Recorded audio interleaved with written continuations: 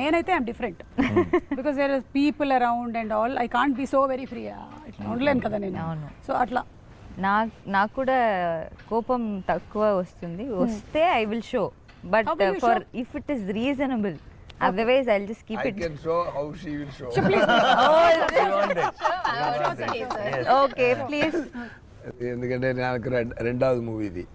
అక్కడ నానిగారులో అక్కడ శివకార్తీన్ గారు ఉన్నారు కదా, అక్కడ శివకార్తీన్ గారితో కలిపి డాన్ మూవీలో వచ్చేసాను.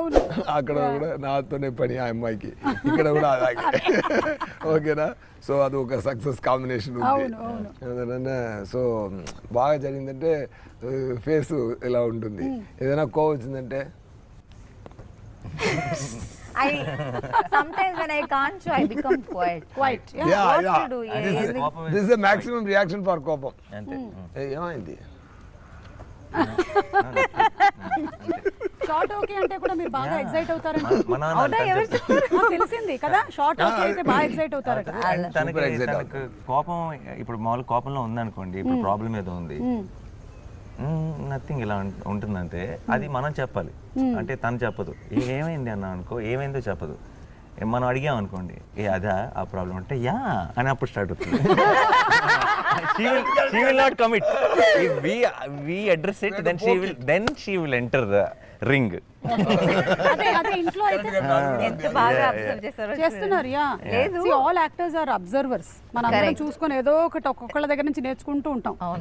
సో అదే రేర్ గా వస్తుంది. సూర్య గారి కోపం చెప్పనా? రేర్ గా వస్తుంది. రేరే బాగా ఆ ఫేస్ మీద సూట్ కూడా అవ్వదు. సూర్య గారి కోపం ఏంటో చెప్పనా? Only time I have seen him angry is when they say rolling and don't say action. Only time. ఆయన ఏంటంటే ఇప్పుడు మనం ఏంటంటే యాక్షన్ అనగానే మూడ్ లోకి వస్తాం. Then we start performing. Correct. ఒక will get into that energy. ఆయన రోలింగ్ లోనే వచ్చేస్తారు. అండ్ ఆఫ్టర్ రోలింగ్, ఆయన రోలింగ్ లోనే he'll come into full mood and he'll like ఇంకా నర్వ్స్ కూడా వచ్చేస్తాయి, కలెక్ట్ అయిపోతాయి. అండ్ ఆ తర్వాత వాళ్ళు బ్యాక్గ్రౌండ్ లైట్ అంటుంటే ఇంకా యాక్షన్ చెప్పలేదంటే మైక్ పెట్టుకొని ఉంటారు ఫుల్. ఆయనకి రోలింగ్ అంటే యాక్షన్ అనాలి. Because inbuilt director is there inside. No get set go కదా. రోలింగ్ గెట్ అని సెట్ కి గ్యాప్ రాకూడదు. ఇది కాదు, సమ్ టైమ్స్ ఏం జరుగుతుందంటే గెట్ అంత అది అక్కడ పెట్టు, ఇది ఇక్కడ పెట్టు, ఆ set. Then fight from 100 to I come to 20. Then go అన్నారు. గో అన్నప్పుడు ఇక్కడే ఫైట్ మాస్టర్ గో అన్నారు. గో అన్నప్పుడు నేను 40లో ఉన్నాను.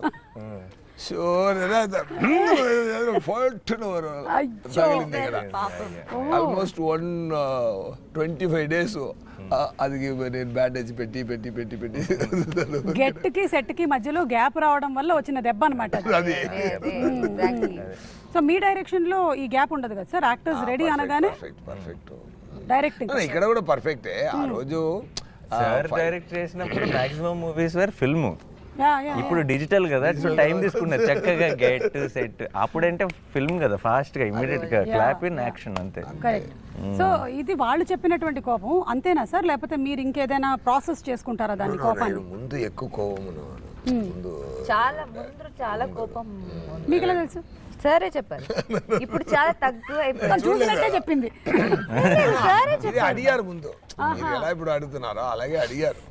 మీరు కోపం రాదా సార్? ఇప్పుడు మనం ఒక టైంలో చాలా కోపపడుతాను, బట్ అన్ని పనికే. అది తప్ప ఏం వర్క్ లో పర్ఫెక్ట్ గా ఉండాలి అంతే. అదితికి అయితే అసలు ఛాన్స్ లేదు. అవునా? లేదు సార్, మీరు సార్ ఇందాక నానిగారు with Mia in the movie. See now you can't deny. I'm not talking about Badra. Aditi ki kopam. No, I am very short tempered, but I control it. How do you control? Tell. How do I show it? How do you control? Or how do you show it? I go off to the caravan and I will cry. That's what I do. But I am very, very short tempered in person. If you ask people who know me, they'll know. But in shoot and set, there's She's no actually there's chance. one episode in the film where she was going she's suffering అంటే చాలా పెయిన్లో ఉంది, చాలా కష్టంలో ఉంది. దానికి అది కొంచెం complicated setup, దాని డీటెయిల్స్లోకి వెళ్ళట్లేదు నేను.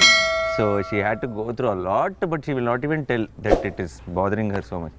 ఓకే, చెప్పను కూడా చెప్పు, ఇలా క్యారవన్కి వెళ్ళి ఏడ్ చేయటాలు లేదంటే I went అలాంటి. to the caravan and I burst out crying దాన్ని because I కోపం was in అనలేంలే pain. ఇంకా. So that is my coping mechanism.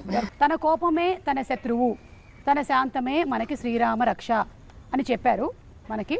అయితే ఈ శాంతం మిగిలిన రోజులన్నీ పాటించి శనివారం మాత్రం దాన్ని కోపాన్ని బయటికి తీసుకొని వస్తున్నారనమాట. శ్రీరామ రక్ష.